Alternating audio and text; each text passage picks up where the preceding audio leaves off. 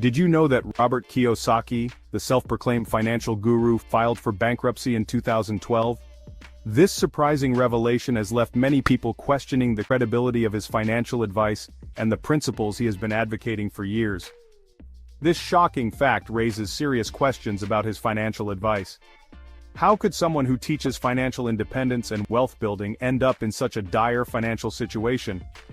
Is he a brilliant investor sharing his secrets? Or is he a clever marketer selling a dream?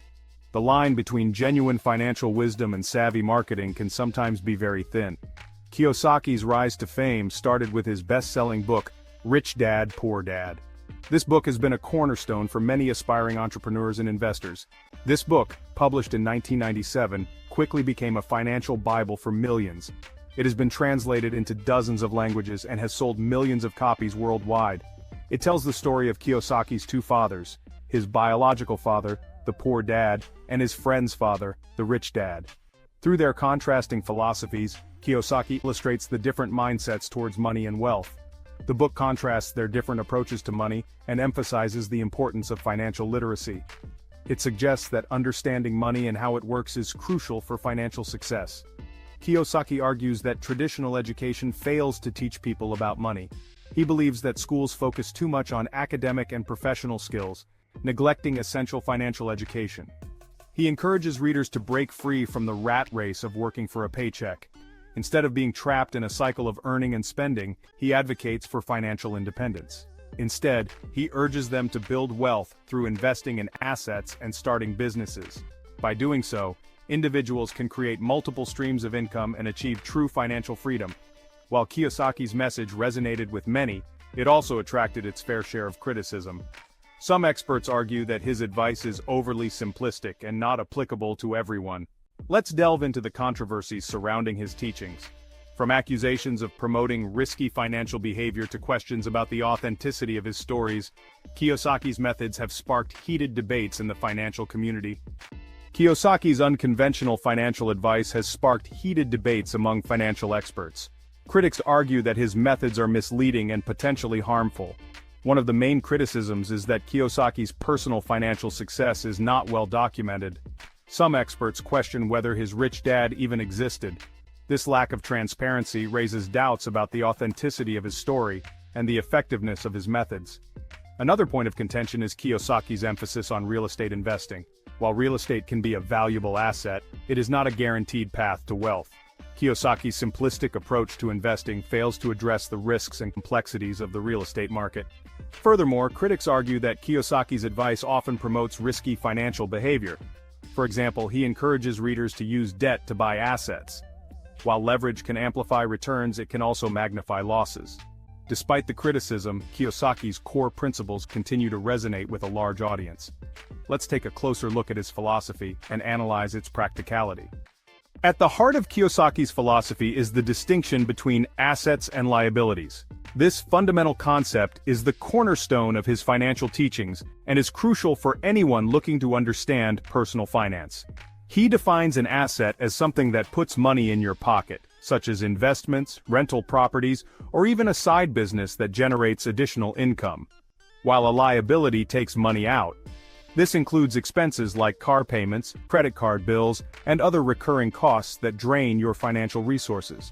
For example, a rental property that generates positive cash flow is considered an asset. This is because it not only covers its own expenses, but also provides additional income.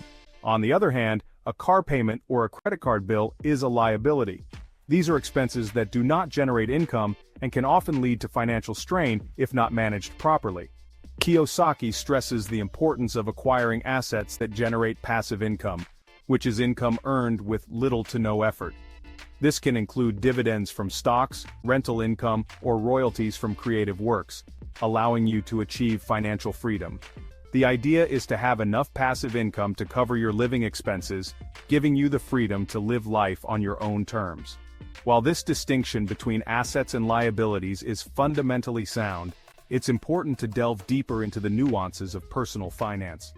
Kiyosaki's interpretation can be overly simplistic. Financial decisions are rarely black and white, and what may be an asset for one person could be a liability for another. He tends to categorize items as assets or liabilities without considering individual circumstances or financial goals. Personal finance is highly individualized, and a one-size-fits-all approach can be misleading.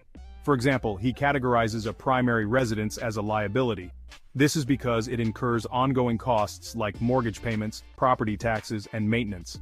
While it's true that a mortgage and property taxes represent expenses, these costs can be offset by the long-term benefits of homeownership. A home can also be a source of stability and pride. It provides a sense of security and belonging that is invaluable. Additionally, homeownership can be a form of forced savings. As you pay down your mortgage, you build equity in your home, which can be a significant financial asset over time. Furthermore, Kiyosaki's focus on assets over income can lead to a distorted view of financial well-being. Building wealth takes time, effort, and a balanced approach. And relying solely on passive income streams can be unrealistic, especially in the early stages of one's career. It's important to have a diversified income strategy, especially in the early stages of one's career. Active income from a job or business is often necessary to build the foundation for future passive income. Now let's examine a pivotal moment in Kiyosaki's career that casts a shadow of doubt on his credibility. This moment has sparked much debate and controversy in the financial community. In 2012, Kiyosaki's company, Rich Global LLC, filed for bankruptcy after a lawsuit. This event sent shockwaves through the personal finance community, raising serious questions about Kiyosaki's financial acumen.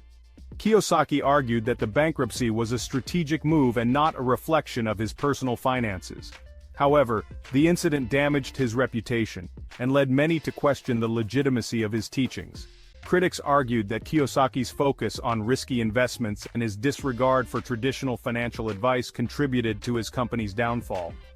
The bankruptcy highlighted the potential consequences of following Kiyosaki's methods without proper due diligence and risk assessment. Despite this setback, Kiyosaki remains a popular figure in the personal finance world. His books and seminars continue to attract a loyal following. However, the bankruptcy serves as a stark reminder that financial success is not guaranteed, even for self-proclaimed gurus. So where does this leave us? Let's recap the main points and weigh the pros and cons of Kiyosaki's teachings. Robert Kiyosaki's impact on the world of personal finance is undeniable. His charismatic presence and straightforward advice have made him a household name in the realm of financial education. His books, particularly Rich Dad, Poor Dad, have inspired millions to take control of their finances and strive for financial freedom. The book's narrative, contrasting the financial philosophies of his Rich Dad and Poor Dad, has resonated with readers worldwide.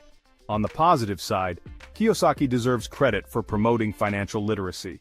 He has brought attention to the importance of understanding money, investing, and the principles of wealth building.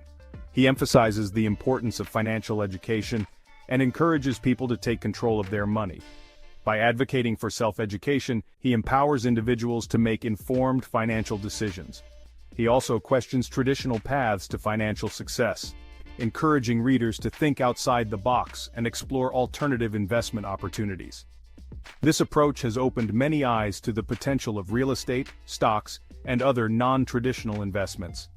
Additionally, Kiyosaki advocates for building businesses and creating multiple streams of income, which can lead to greater financial independence.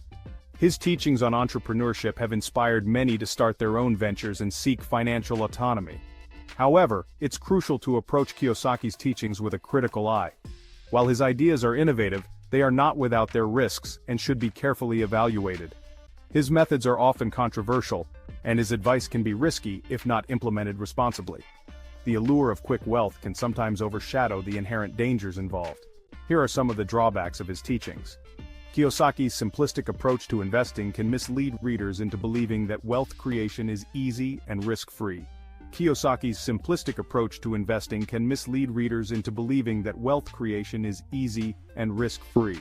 This can lead to unrealistic expectations and potential financial pitfalls. The lack of evidence supporting his personal financial success raises concerns about the authenticity of his story and the effectiveness of his methods. Skeptics argue that his wealth may come more from book sales and seminars than from actual investment success. His emphasis on leverage and unconventional investments can lead to significant financial losses if not managed carefully. Leveraging, while potentially profitable, can also amplify losses, making it a double-edged sword. Ultimately, Kiyosaki's teachings offer valuable insights, but should not be taken as gospel. They serve as a starting point for financial education, but should be supplemented with further research and diverse perspectives. It's essential to conduct thorough research, seek advice from qualified financial professionals, and carefully consider your own financial situation and risk tolerance before implementing any of his strategies. By doing so, you can make more balanced and informed financial decisions that align with your personal goals and circumstances. Robert Kiyosaki remains a controversial figure in the world of personal finance. While his teachings have inspired many, they have also drawn criticism for their unconventional approach and potential risks. What are your thoughts on Robert Kiyosaki's financial advice? Do you find his teachings insightful and empowering, or do you view them as misleading and potentially harmful? Share your opinions and experiences in the comments below.